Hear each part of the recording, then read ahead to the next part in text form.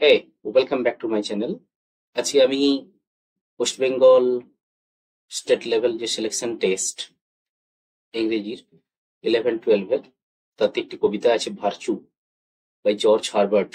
সেটির line for line explanation, প্রতিটা লাইনের মানে এবং তার যে ক্রিটিক্যাল অ্যানালিসিস কি আছে সেটা বলছি, এবং সম্ভব হলে কিছু পোয়েটিক ডিভাইস বা আরেকটা পার্ট আসবে এই ভিডিওতে, যাতে সবকিছু কভার আপ হয়ে যাবে উইথ এমসিকিউ। তো ভিডিওটি শেষ পর্যন্ত দেখতে থাকুন।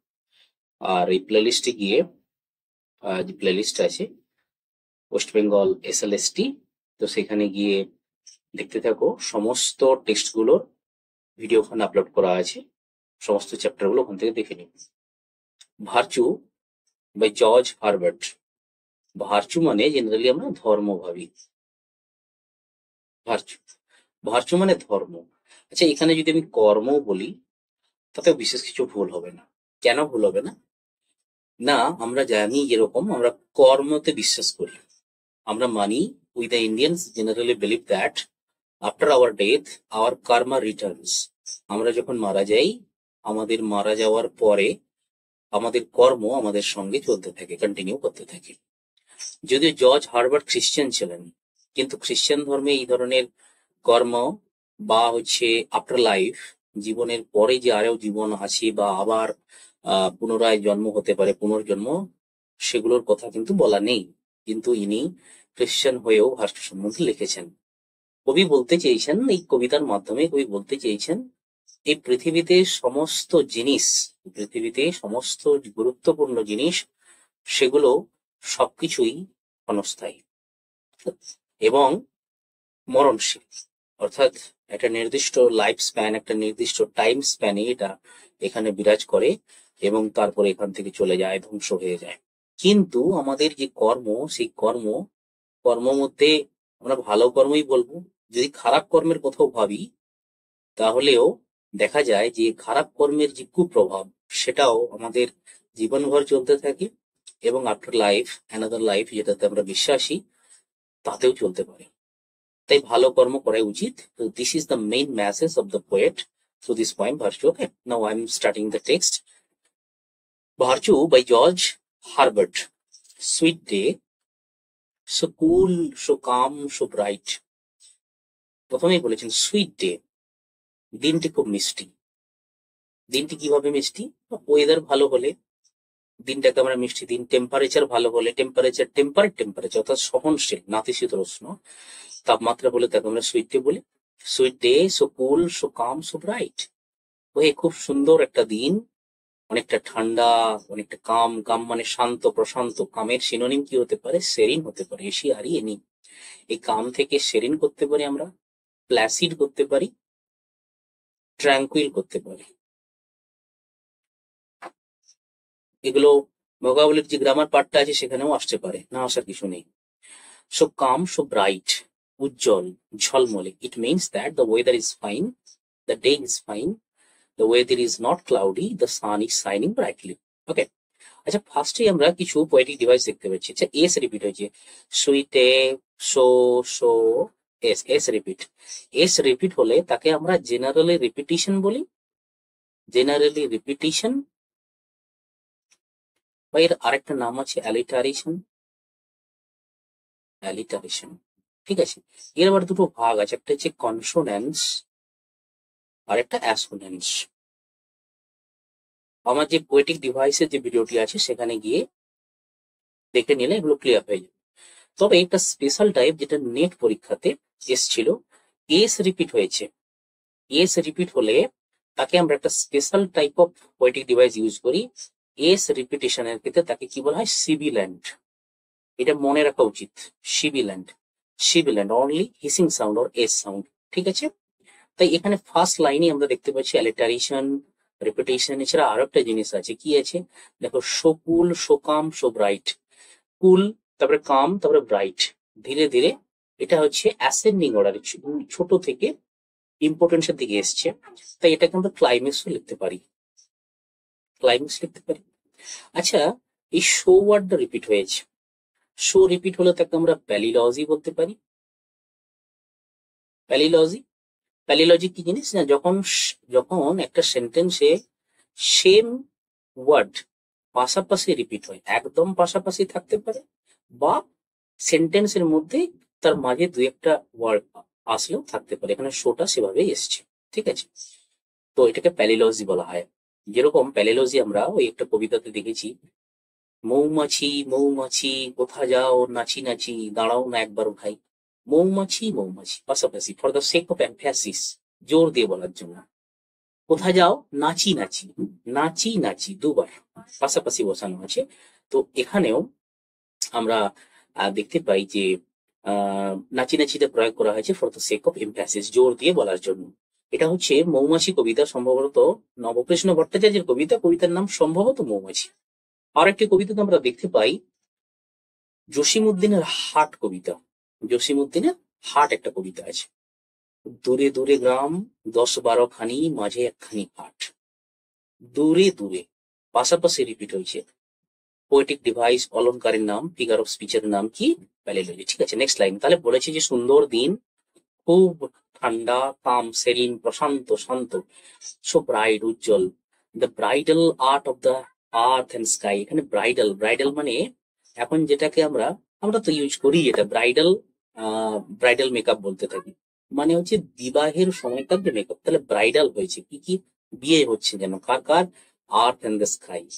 এখানে স্কাই এর মাধ্যমে হেভেন কে বোঝানো হয়েছে, পৃথিবী এবং স্বর্গ, যাকে স্বর্গ এবং মর্ত বলা হচ্ছে। স্বর্গ এবং মর্তের মধ্যে যেন বিয়ের আসর। কেন বিয়ের ইমেজারি এখানে আনা হয়েছে? Because the scenic beauty of the day is very good. অর্থাৎ ওই দিনটার যে সৌন্দর্য, প্রাকৃতিক সৌন্দর্য, সেটা খুব সুন্দর। তাই যেন মনে হচ্ছে, আমরা যেমন ভাবি যে বিয়ের সময় সমস্ত কিছু সুন্দরভাবে সাজানো গোছানো থাকে, সবাই উপভোগ করতে থাকে, তো সেই রকম। তাহলে স্বর্গ এবং মর্তের যেন মিলন হচ্ছে বিবাহের মাধ্যমে। দ্য ডিউ শাল উইপ, তাই ফল টু নাইট, দ্য ডিউ শিশির, এই রাত্রে শিশির বিন্দু তৈরি হবে, সেই শিশির বিন্দু যেন কাঁদতে থাকবে। উইপ মানে কাঁদা, তাই ফল টু নাইট, দাই মানে ইউ, ইয়োর, এটা আরকেই ওয়ার্ড, প্রাচীন শব্দ। দাই মানে your, your fall tonight, আজ রাত্রেই তুমি ধ্বংস হয়ে যাবে, ফল হয়ে যাবে, তোমার পতন হয়ে যাবে। মানে এই লাইনটার মাধ্যমে কবি অনেক কিছু বলতে চেয়েছেন, যে শিশির বিন্দু এক কাঁদছে, উইপ, উইপ মানে কাঁদা। এখানে আমরা জানি যে চোখের জলের সাথে এই শিশির বিন্দুকে তুলনা করা হয়েছে। কেন না চোখের জল নাকি গাঢ় হয়, ঠিক যেরকম শিশির বিন্দু গাঢ় হয়।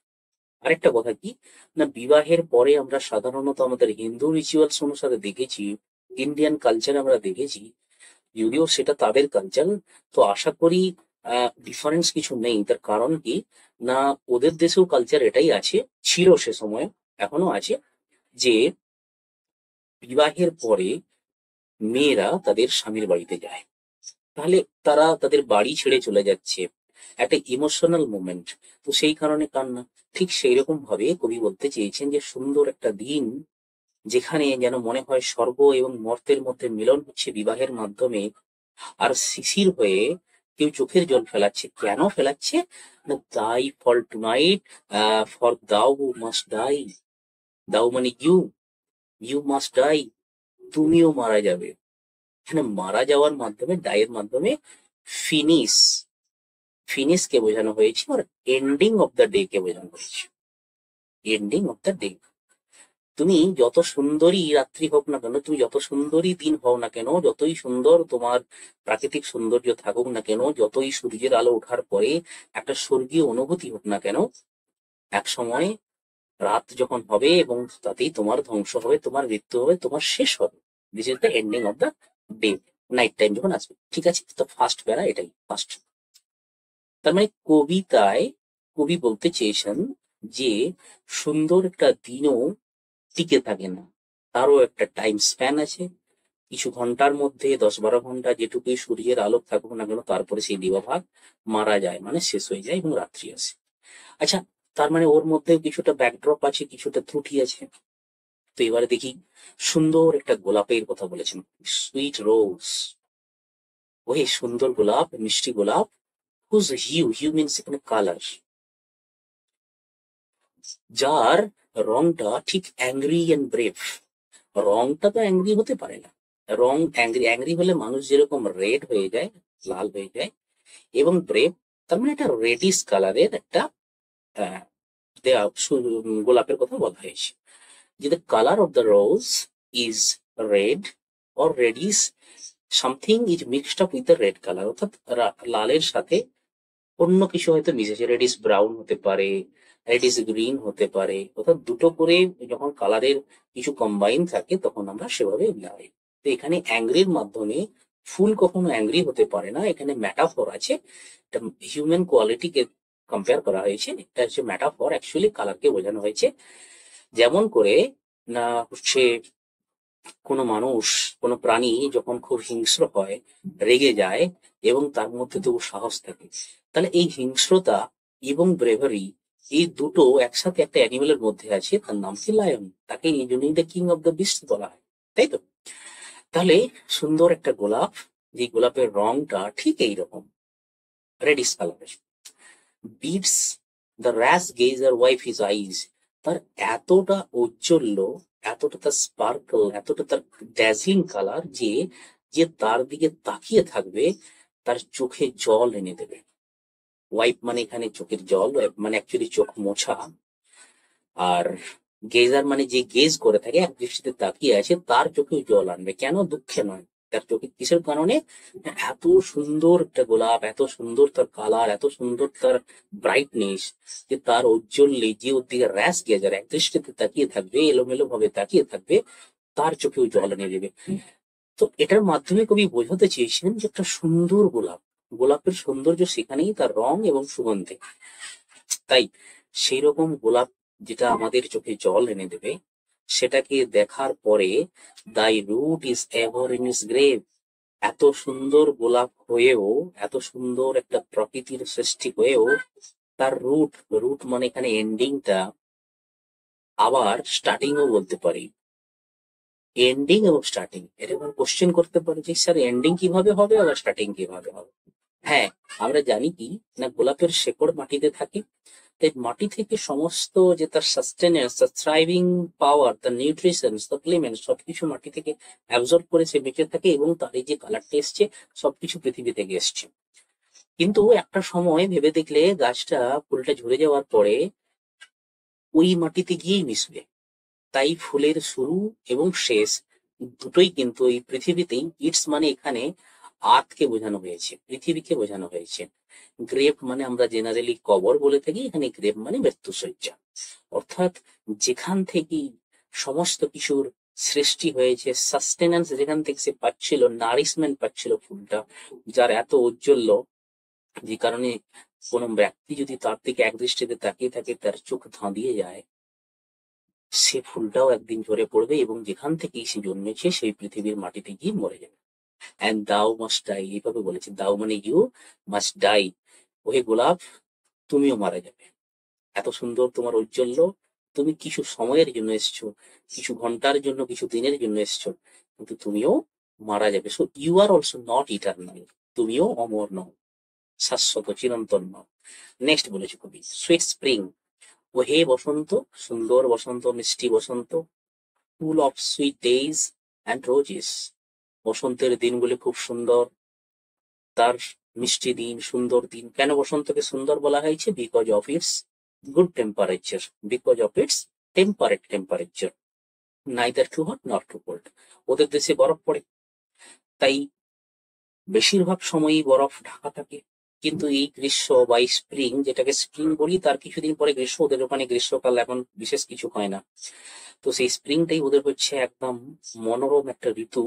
সেই স্প্রিং সিজনে যখন বরফ টরফ গুলো গলে গিয়ে রাস্তা পরিষ্কার হয়, ফুল ফুটতে থাকে, দিনগুলো সুন্দর হয়, দিনগুলো বড় হয়, পাখি উঠতে থাকে, গাছে ফুল ফোটে, সবজি হয়, সবকিছু হয়। তো সেটা বলছে সুন্দর একটা স্প্রিং। আমাদের আহ শেক্সপিয়ারের shall I compare thee to a summer's day, তো এই যে সনেটটা, এটা আমরা দেখেছি সেখানে সামারের সঙ্গে তার বন্ধুর যে সৌন্দর্য সেটা বর্ণনা করেছিলেন, এবং বন্ধুর সৌন্দর্যকে তিনি সামারের থেকে ভালো বলে বলেছেন। প্লেলিস্টে গিয়ে দেখে নিও, যেটা সনেট নাম্বার 18 দেওয়া আছে ওখানে। তো মোহাম্মদ রফির একটি গান আছে, আনে সে উসকি আয়ে বাহার, জানে সে উসকি জায়ে বাহার, বড়ি মস্তানি হ্যায় মেরি মেহবুবা। The Bahar, a spring season, is very good and very likable to all the people of the country. সারা পৃথিবীতে ইন্ডিয়াতে আজকাল সামার এবং স্প্রিং এর ডিফারেন্স সেরকম বোঝা যায় বলে তো মনে হয় না, তবু স্প্রিং সিজন আমরা ধরি। ফুল of sweet days and roses, সুন্দর একটা বসন্ত, মিষ্টি দিন, সুন্দর গোলাপ, সব শেষ হয়ে যায়। কিভাবে?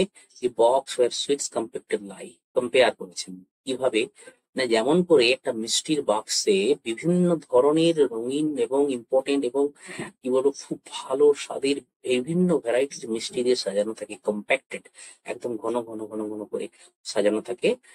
তো সেই রকম ভাবে এই স্প্রিং এ আমরা বিভিন্ন জিনিস সুন্দর করে সাজানো দেখতে পাই। আমাদের দেশে যেরকম শরতে বিভিন্ন ধরনের ফুল, আকাশ পরিষ্কার থাকে, ওয়েদারও কিছুটা ভালো হয়, সুন্দর লাগে আমাদের। তো সেই রকম ভাবে কবি বলেছেন যে ওদের স্প্রিং সিজনটা খুব সুন্দর, যেন মনে হয় একটা মিষ্টির বাক্সে বিভিন্ন ধরনের মিষ্টি দিয়ে সাজানো আছে। My music shows you have your closes, এখানে কবি তার নিজের মিউজিকের মাধ্যমে তার নিজের পোয়েট্রিকে বলেছেন, তার কবিতা। যে আমার কবিতা, কবিতা থেকেই গান হয়, তাই কবিতাকে সুর করে গাওয়া হলেই তো তবে গান হয়, কারণ গানের হচ্ছে ফার্স্ট ফরম্যাটটা হচ্ছে কবিতা। মাই মিউজিক সোর্স, আমার গান, আমার কবিতা সেটা যেন দেখায় ইয়ে মানে ইউ হ্যাভ ইউর ক্লোজেস, অর্থাৎ আমার কবিতার মাধ্যমে, আমার গানের মাধ্যমে, এই গানের মাধ্যমে আমরা বুঝতে পারি যে তোমারও শেষ আছে। তুমি কে? তুমি হচ্ছে sweet spring, you have also your closes, তোমারও শেষ আছে। অ্যান্ড অল মাস্টার, এখানে অল বলতে কোনগুলো? Sweet spring, sweet days, roses, এবং উপরের যে আগের গুলো, অর্থাৎ একটা রোজ ছিল আর তার উপর আমরা কি দেখেছি? সুইট ডে, রোজ আর স্প্রিং। এই প্যারাতে আমরা তিনটেই দেখতে পাচ্ছি, যে সুইট ডেজ ফার্স্ট প্যারা, রোজ এটা থার্ড প্যারা। এরা সবাই মারা যাবে। আমরা তিনটি যে প্যারা দেখলাম এখানে, এখানে প্রত্যেকটাতেই অল মাস্ট ডাই এটা রিপিট আছে। দেখো এখানেও মাস্ট ডাই, এই যে মাস্ট ডাই, এখানেও মাস্ট ডাই, এখানেও মাস্ট ডাই। এটাকে কি বলা হয়? রিফ্রেন, পোয়েটিক ডিভাইস কে রিফ্রেন। সেম লাইন যদি প্যারাতে রিপিটেশন হয় তাকে রিফ্রেন বলা হয়, অলংকারের নাম রিফ্রেন। আমরা কিছু গানই জানি যে গানের হয়তো প্রথম লাইনটা, গানের মাঝে মাঝে ওই লাইনটা রিপিট করা হয়, তারপর রিফ্রেন বলা হয়। ওকে, লাস্ট পারাতে কবি বলেছেন only a sweet and virtuous soul, বলছে উপরে যে তিনটে জিনিসের কথা বললাম এগুলো সবই ইম্পর্টেন্ট, সবই খুব ভালো, সবই সবাইকে চমকে দেয়, কিন্তু এগুলো কোনোটাই পার্মানেন্ট নয়। কোনটা permanent? Only a sweet and virtuous soul, একমাত্র একটা সুইট এবং ভার্চুয়াস সোল। যে সোলের মনে হয় এর মাধ্যমে, সোলের মাধ্যমে ম্যানকে বোঝানো হয়েছে, human, man mind. Okay, virtuous, virtuous means ধার্মিক, ধর্ম।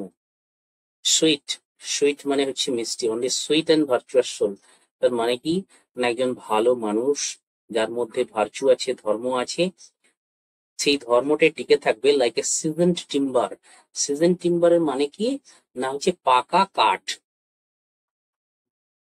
পাকা কাঠ মানে কি না, যখন আমরা দেখেছি কোনো কাঠ, কোনো গাছকে কাটার পরে সেই গাছটিকে কিছুদিন সিজন করতে দেওয়া হয়, রৌদ্র এবং জল খাইয়ে তাকে সিজন করে দেওয়া হয়, পাকিয়ে দেওয়া হয়, যাতে করে সহজেই কোনো পোকা, সহজেই কোনো ঘুণ না ধরে, সহজেই কোনো পোকা তার ক্ষতি না করতে পারে, লাইক এ সিজন টিম্বার। তাই পাকা কাঠের মতো এই যাদের মনে ভার্চুয়াস সোল আছে, ধার্মিক আত্মা, নেভার গিভস, কখনোই ছেড়ে যাবে না। But though the whole world turned cold, বলছে যে যদিও গোটা পৃথিবী এক সময় কয়লা হয়ে যায়, অর্থাৎ ডুমসডে, এখানে ডুমসডের কথা বলা আছে। মানে কি না গোটা পৃথিবী যেদিন ধ্বংস হয়ে যাবে। আমরা বাইবেলের ওল্ড টেস্টামেন্টে দেখেছি যে একদিন পৃথিবীতে প্রচুর বর্ষা হবে, যেটাকে ইনান্ডেশন বলা হয়।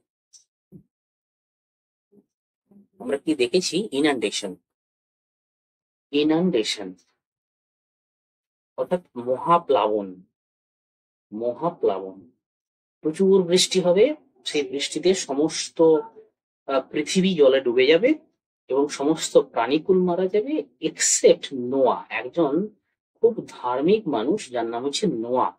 সেই নোয়াকে সে দেবতা কি বললেন যে নোয়া এক কাজ করো, তুমি একটা বিশাল বড় জাহাজ বানাও, সেই জাহাজে করে তুমি এবং তুমি যা যা তোমার প্রিয় গাছপালা পশু পাখি আছে সবাইকে তুলে রাখো, তারাই সবাই বেঁচে থাকবে এই মহাপ্লাবনের পরে। ঠিক আছে? তাই খ্রিস্টান বিলিফ অনুসারে doomsday is the last day, doomsday is the ending of all the human kind. সারা পৃথিবীর সারা মানব কুলের মৃত্যুর দিন হচ্ছে ডুমসডে। তাই খ্রিস্টান তো তিনি বলেছেন যে যেদিন সমস্ত পৃথিবী ধ্বংস হয়ে যাবে, পৃথিবী কুল ধ্বংস হয়ে যাবে, মানব কুল ধ্বংস হয়ে যাবে, কোলে পরিণত হয়ে যাবে, কয়লাতে পরিণত হয়ে যাবে। কয়লা মানে ডেথকে তিনি বলেছেন। কাউকে পুড়িয়ে কয়লা বানানো হবে তো তার সব দেহের ছাই হয়ে যেতে পারে, কাউকে কবরস্থ করে দেওয়া হবে, তার শরীরটা পরবর্তীকালে কয়লাতে রূপান্তরিত হতে পারে, ফসিল ফুয়েলে পরিণত হতে পারে। দেইন চিফলি লিভস, তখনও একমাত্র সহজভাবে, মুখ্যভাবে, প্রধানভাবে বেঁচে থাকবে কে? আ ভার্চুয়াস সোল, অর্থাৎ ধার্মিক হৃদয়। ধার্মিক হৃদয়, ধর্ম। তো এটাই হচ্ছে লাইন ফর লাইন এক্সপ্লেনেশন। কবি বলতে চেয়েছেন যে এই পৃথিবীতে ভালো কিছু কাজ করতে হবে, ভালো ধর্ম পালন করতে হবে। ভালো ধর্ম না পালন করলে আমাদের এই পৃথিবীতে সমস্ত কিছু ক্ষণস্থায়ী। Each and everything in this world is temporary. Only the virtue, only the good deeds will go with us up to the death. Okay. So this is the end of this video, and to subscribe my channel and go to the playlist, and you will find out all the text video uploaded there, and continue this channel because MCQ and live classes will also be available. Thank you very much for watching my